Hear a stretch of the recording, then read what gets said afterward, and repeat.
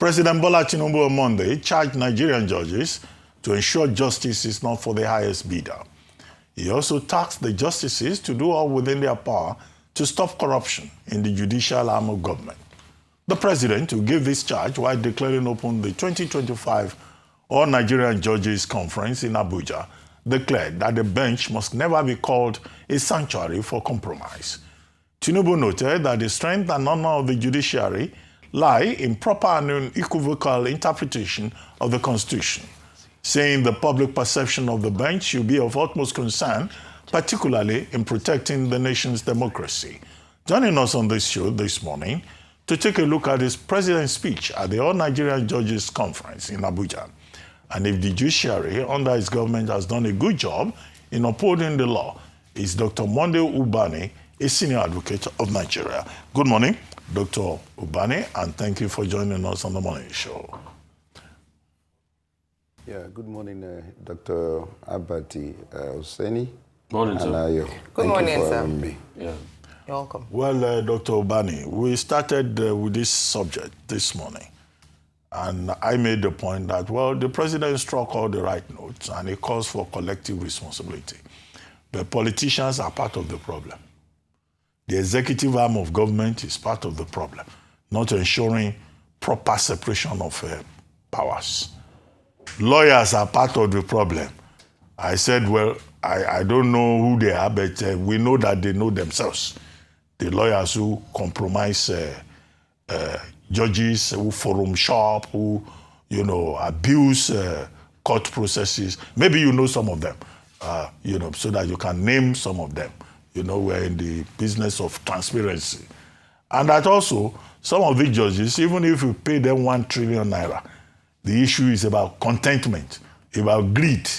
After all, this Tinubu administration has tried to improve on the welfare of the judiciary. Even if members of JUSM, the junior workers within the judiciary, are still protesting that they are not well taken care of. Just your own review of what the president said and what you think needs to be done going forward. Otherwise, it will just be just saying the right things and nothing may come out of it. Thank you very much. As you rightly pointed out, the right statements were made by the president, identifying the problems within the judicial sector, issue of delay in administration of justice, and then I think he mentioned the issue of digitization of the entire process, and then transparency, and also issue of confidence, that judiciary is not only for the lawyers and judges. It's about the people, and the people must have confidence on the judicial sector. These are right statements, that the president has made, and so one of the things, that actually struck me is making right statement, unwavering commitment, and then good intent, and identifying the problems, So I must give him kudos for those correct statements, but there were no specifics.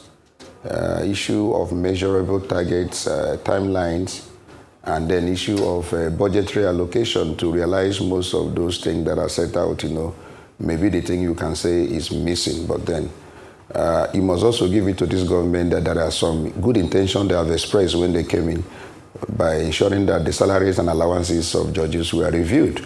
And judges today cannot be said to be the worst in the world, in terms of salary and allowances. They did.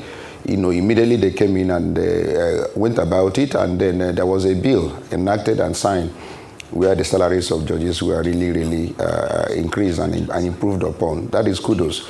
And so this is the kind of thing I will want the president to do with regards to other issues that he mentioned, because there must be timeline, there must be measurable target. How do we eliminate the issue of using longhand to write within the judicial sector? We need to eliminate that. How do we deal with the issue of delay in administration of justice? There's a country we can learn from, Singapore. When a president was appointed at land, he saw backlog of cases in the judicial sector in Singapore. What he did was the issue of appointment to justices were thrown open to lawyers who may be willing to come into the sector in order to clear the backlog. They did it in their country. Those who were willing to retain themselves in the judiciary were allowed to stay. Those who want to go back to their legal practice were allowed to go. So there must be a concerted effort, that is timed, to sort out problems. We have issue of delay, and it's a very big problem in the judicial sector. Several cases in the Court of Appeal, 2022, 2017, 2018, that are still lingering, no definite date.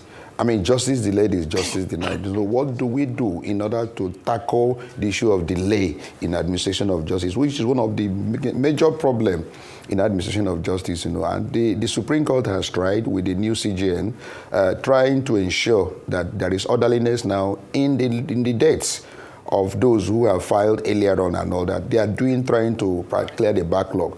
But at the Court of Appeal level, we are still having issue. We are still having very big issue. So issue of delay is one of the things that the president pointed out, and I think that efforts should be made in order to give a timeline and measurable target towards that. Okay.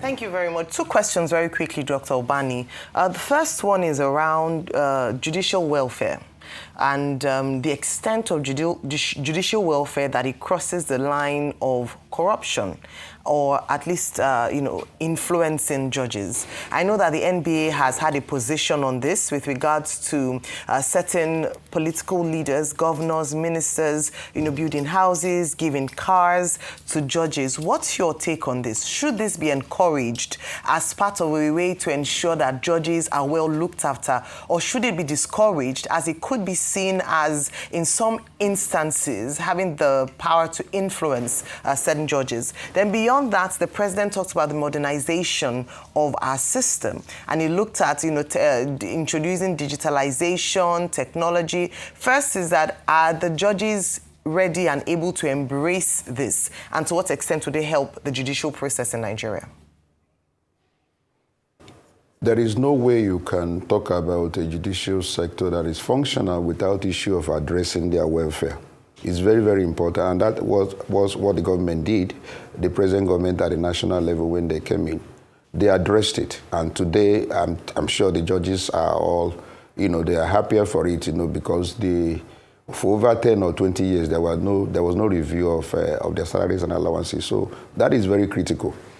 Now, I know the question you are asking is the issue of the executive being the one providing some of the welfare package, to the justices. I've said it earlier on that, look, we must insist on the independence, both financial and administrative, of our judicial sector. I am not too comfortable with governors giving judges cars and houses. It's not as if those things are bad. I would rather want a situation where the justice sector will be the one to determine their priorities. Okay, if they want cars, they can buy cars. They need cars. They need good houses. They need improvement in their allowances and salaries. But let it be decided at the justice sector, at the judicial sector, not the governors doing it for them. Because that money they're using is the money that's supposed to have been given to the judiciary to determine their priorities. I've always said it. Because who pays the piper, that takes it to. When these governors do these things, they feel that it is done as they're doing them a favor. And then they will want a reciprocal, maybe bowing down to them and treating them, fairly when things like that concerns the government comes before the judiciary. So it's important we separate that and allow the judiciary to be the one to determine their priorities. I've insisted it, and many, stakeholders have also said the same thing. But the governors are very happy, doing it. Well, I don't know until we stop it. I mean, we resist it. But I don't make little of those welfare packages. It's very, very important that our judges are comfortable. In fact, there is no particular institution that has a responsibility that is likely they look like God. Making pronouncement on the individuals, pronouncing either guilty or innocent. It's only the judiciary that has such power that can be exercised, that God himself exercises. So such people are very specific, very unique. You don't treat them anyhow. you must ensure that their comfort is really guaranteed, and so that they can dispense justice. And as the president said, justice is not something we can purchase. It's not a commodity that should be sold. So it's important we treat them well, make sure that they're very comfortable, and they do their duty in the interest of the nation. Yes, okay. If I go ahead. Good to see you, sir. See, at a point growing up in this country, if you saw a judge, it's like Christmas Day. But today in Nigeria, justices of the Supreme Court go to parties. There was even a political something. I think the last Justice of the Supreme Court, the Chief Justice of the Supreme Court, was seen at an event organized by a state governor in your state. We all saw that happen. That's to show you how bad things have become. Also, the case of Bukachua, what he said about his wife, till today, that case, we've not seen the end of that investigation. So what is happening to the judiciary? That's number one poster for you. Number two poster will be the NJC itself. A lot of people have cast aspersions on the NJC. Lack of transparency, favoritism, that there are some judges that if you carry their matter to the NJC, nothing will happen to them because they have influence there. How can we change what is currently happening in the NJC and remove so much powers that rest in the hands of the CGN as regards the NJC? Let's even start from there.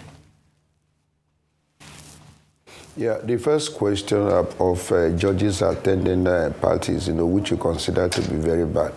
I do not share that view. I'm sorry, Rufai, with you, that if a judge goes to a party, that makes it a bad situation, or that the judge will compromise his judicial duties. No, I don't think so. I don't know human beings.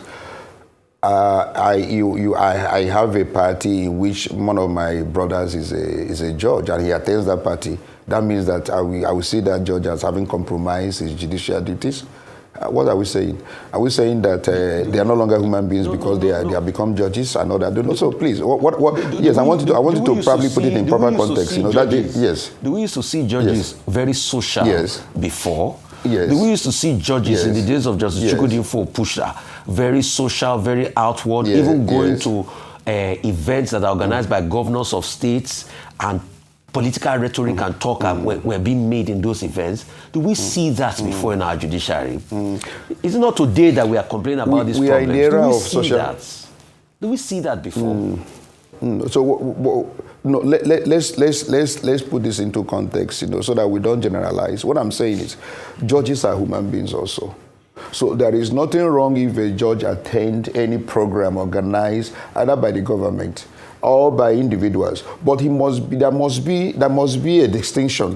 Does he go there in order to probably compromise his judicial duty at the end of the day? Because a judge can be with you. I have friends who are judges, and they have given judgment against me.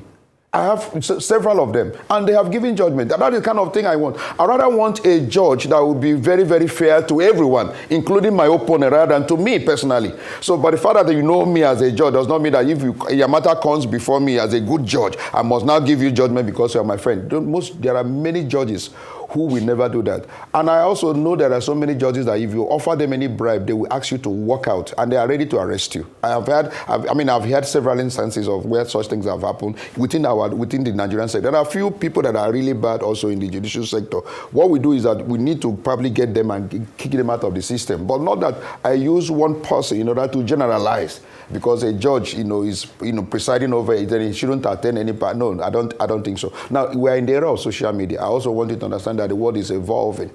That you are talking about 1960, and you want the program and the pattern of 1960 to apply in 2025. Rufai, we are not being realistic. The reality is that we must also want those judges that there must be a limitation. There must be a limit in everything that you do because of the responsibility that the society has imposed upon you. That's why I can't be a judge, because I'm a social being. I like to socialize. No matter what you offer me to be in the judicial sector, I will never want to be. But that does not make it wrong for a judge. If he comes to any program, he comes to any burial ceremony, he goes to, then he names that the judge is a compromising judge and all that. That would be a very wrong statement to make concerning any judge that is put in that position. So the question on the NJC, please, the fact that there's lack of transparency in the NJC, man, social association, that's what the NJC has become. Can you talk about reforms? Yes, the NJC.